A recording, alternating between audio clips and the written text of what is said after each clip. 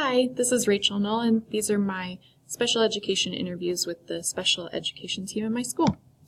So, who I interviewed, the special education teacher is named Travis Shaver. He's been at Arapahoe High School about 10 years. He came from a prison setting, basically, so he has a very diverse background. He mostly does co-taught classes, co-taught science and math, and he's highly qualified in both science and math, and he has a caseload of about 30 students. Our administrator that covers special education is Brian Sirianni. He's an assistant principal and former counselor. And then the paraprofessional is Luke Sexton. He's a former Arapahoe High School student.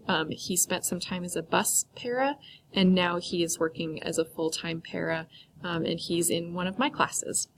So, first question was about child find procedures, and I found that most of them didn't know what this was. I myself didn't know what it was until I Googled it, and I found that it is how schools are supposed to identify students for special education and IEPs. Travis said that it's used before kids are of school age to identify kids with disabilities, that in high school we rarely deal with this. Everything done prior to school age is done by doctors. The parents usually notice first, and the CDE is involved. I think probably elementary school teachers and special education would know more about this, but my administrator and para had never even heard of the term child find before. So the most challenging part of their role with regards to special education, Travis shared that at his last job, it was behavior for sure. He even shared that he has been stabbed before, which was crazy. But at this school, all of our kids are pretty well behaved, so his most challenging part is all the changing laws and policies. So he said the laws are pretty consistent, but policies do tend to change a lot, and that there's little consistency throughout the state with IEP writing systems. So he shared that Colorado does have a IEP writing program that everyone is supposed to use, but not everyone uses it. And so often when a student transfers in, they have to retype the whole IEP to modify it for our needs. Brian also shared that the laws are a big challenge. He even pulled out a huge book of laws regarding special education because he needs to reference it a lot. He shared that a lot of general education teachers don't know the laws and tend to be out of compliance with them sometimes. He said also that general education teachers use the word fair a lot versus equitable, and they'll say, well, I can't do that for this student because it's not fair to all the other students, and he got really heated about it, and you can tell he really advocates for our special education students. And then Luke, the para, shared that ensuring teachers can modify assignments is challenging, and he's the only one who shared about behaviors of our special education students, probably because he is working very closely with them all day. For the most rewarding part, they all shared pretty much the same thing. They said seeing the kids succeed and grow is really why they got into special education. Travis said academically, socially, behaviorally, just seeing the growth over time for these kids. Brian said building the kids up and propping up this population in our school is really rewarding for him. He said a lot of schools tend to prop up their best and brightest, but he said really building a foundation where we're super supportive of our special education students is hugely rewarding for him. And then Luke shared a story of a student who used to ride the bus with him who is nonverbal and now can hold some basic conversation. So just seeing that progress is really heartwarming for him. Advice for supervision. Travis just said know the jargon. So you can sit in an IEP meeting and know the difference between a modification and accommodation. There's lots of jargon in special eds that he shared, and he said it's really good for administrators to know what they're talking about.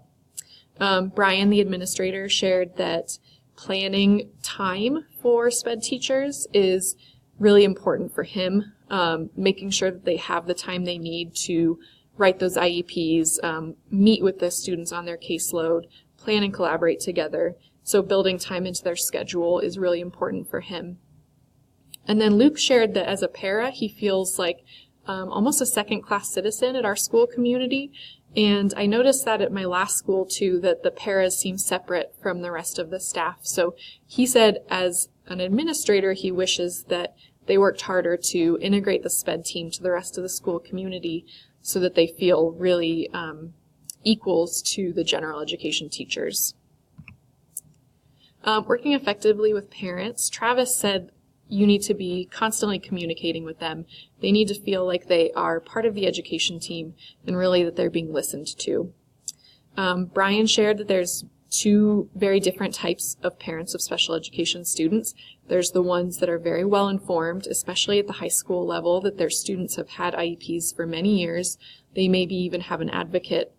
And then he shared that there are also parents who are new to it or very hands-off. They look to the school to solve their kids' problems. But he said with either, we really need to be empathetic and make that parent feel like they are the most important person to you at that time, and really just follow the IEP. And then Luke said that he doesn't interact a lot with parents, but he does keep the line of communication open, so if they want to talk to him, he's there, and really keeping parents as part of the team. Working with regular ed teachers, Travis collaborates. He co-teaches classes. PLCs are professional learning communities. He attends the meetings with science because he co-teaches science. He shared that sometimes you have to battle with teachers to get them to follow accommodations, but he said mostly the teachers at my school are pretty good about that, and that he encourages the kids to advocate for themselves, to really know what's in their IEP and to tell the teachers if they need something. Brian shared that general education teachers don't often know the laws, and it would be weird if we did because most of us don't take special education classes in our preparation, and there's so many laws. But he said it really boils down to following the IEP word for word, and so he works with teachers when it seems like they maybe aren't following the IEP, helping them understand what it says and why we need to follow it. And then Luke said his job as a para is communicating the needs of the students, so helping them speak to their teachers, helping with accommodations, sitting in the back and doing small group work is really his job.